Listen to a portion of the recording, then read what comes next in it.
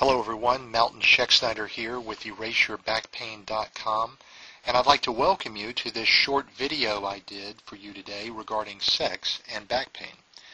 I recently answered a question regarding back pain or the development of back pain after sexual intercourse, and today I thought I'd give you a couple of exercises you might find helpful if you're a woman experiencing this condition. Incidentally, pain with intercourse is estimated to affect about 60% of women. The actual number of women dealing with this problem may be even higher, but we don't know for sure because it's not a subject that's freely discussed even with between patient and physician.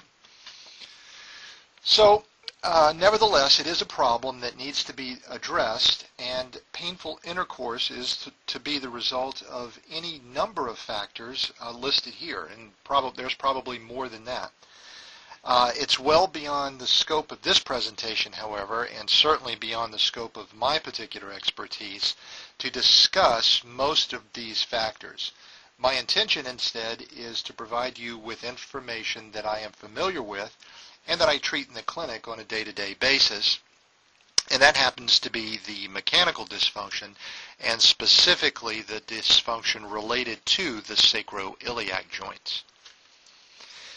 So if you take a look at the anatomy of the pelvic girdle, it's been my experience that women who experience back pain with intercourse, assuming that they don't have any of the other precipitating factors, they've been cleared of all of that, will experience a problem related to dysfunction within the pelvis.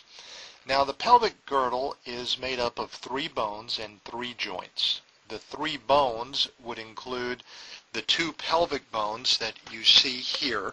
So this would be one pelvic bone here and the other pelvic bone.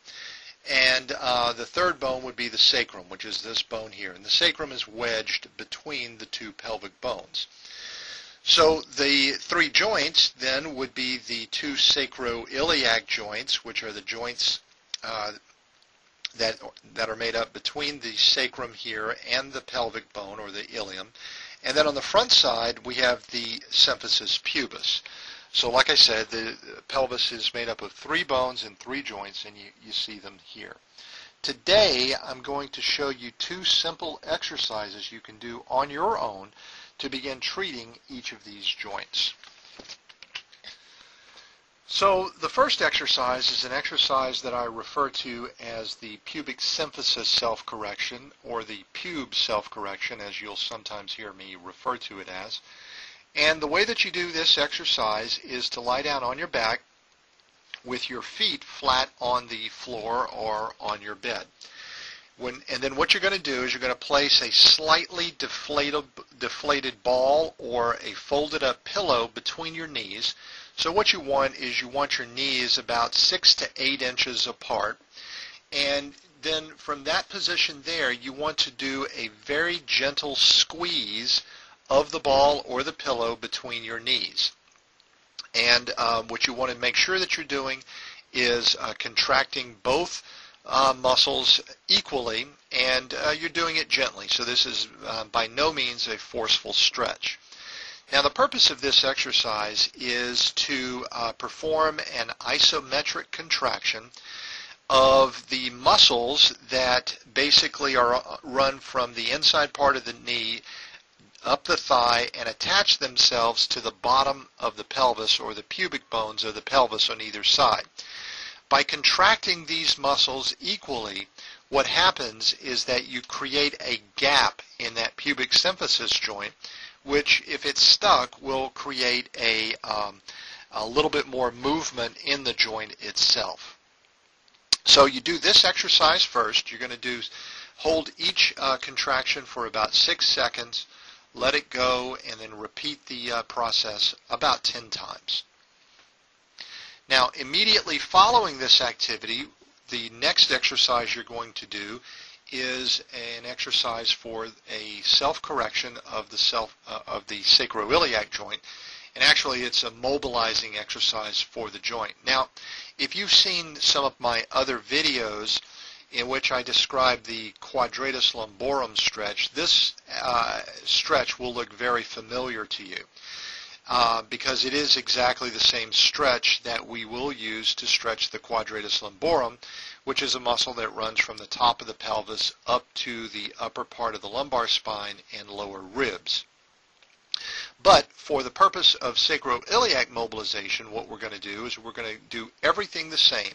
So in this case, if we're going to be mobilizing the sacroiliac joint on the right side, we're going to take our left foot, put it on the outside portion of our right knee, and then drop our right knee over to the left, just like you see here in the picture.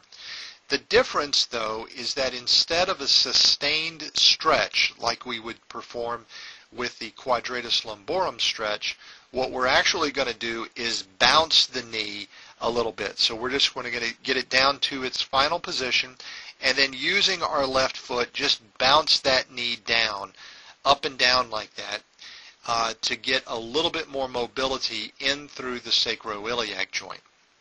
Now, what you might experience when you do this activity is a little bit of a snap or pop here in the lower back. And incidentally, when you did the pubic symphysis correction, you may experience a little snap or a pop in that groin area. And there may be a little bit of discomfort. The key, though, is to keep it below the level of discomfort. So any of these two exercises, keep them below the level of discomfort. But the snap or the pop isn't necessarily a bad thing to hear. In fact, after you hear that, many times you'll feel a freedom of movement within the joints. So at any rate, you want to do this exercise on both sides. So in this case, you see it here for the right side. You'll flip and just do just the opposite activity for the left side. So in summary, what we have is that it's important to know that many women will experience back pain with sexual intercourse. It's not an uncommon finding, so you're definitely not alone in this arena. If you were able to rule out all of the other potential problems and were to identify the pelvic girdle dysfunction or sacroiliac dysfunction as the suspected problem as causing the back pain, then the exercises presented here may be helpful. And as always, it's always a good idea to consult with an experienced healthcare provider if symptoms persist so that you can get a definitive diagnosis. And incidentally, when I speak of an experienced healthcare provider, I'm not talking about somebody that just has 25 years of experience. I'm talking about somebody that is actually knowledgeable in ruling out pelvic floor dysfunction. And in particular, my recommendation is that you would see a women's health specialist that specializes in this area.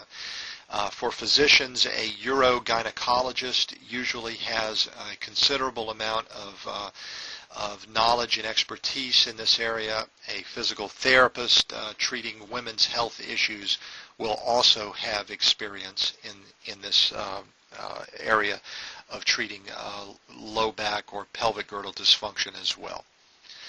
I'd like to thank you for joining me today with this video. I hope that you found the information beneficial and that you enjoyed it. I know I enjoyed making it for you. If you ever have any questions regarding back pain, herniated disc, or sciatica pain of any type, feel free to